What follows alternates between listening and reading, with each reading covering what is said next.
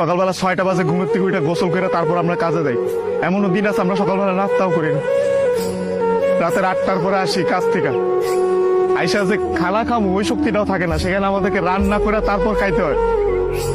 আমাদের কোনো ছুটি নাই, একদিন আমরা ছুটি পাই ওই দিন আমরা ঘর গুছাইতে কাপড় ধুইতে এটা সেটা করতে করতে চলে যায়। কাপড় ধোয়ার জন্য যে মানুষ রাখলে তো টাকা যাবে, বেতন দিতে হবে ওদের, ওই টাকাটা বাসায় আপনাদেরকে পাঠাই, তারপর ওইটা দিয়ে আপনারা ফুটা নিবেন। আর এই যে ইস্ত্রি করা, এই যে বাজালা কাপড় বেড়া ঘুরেন, আর এই যে কাপড় আমরা কাপড় পরতে পারি না ওইখানে, এই যে এখানে দেখেন না ভালো ভালো কাপড় পরে ঘুরতেছি, এটা খালি আব্বা আম্মা আত্মীয় স্বজন দেখে ভাবে যে পোলা অনেক সুখে আছে।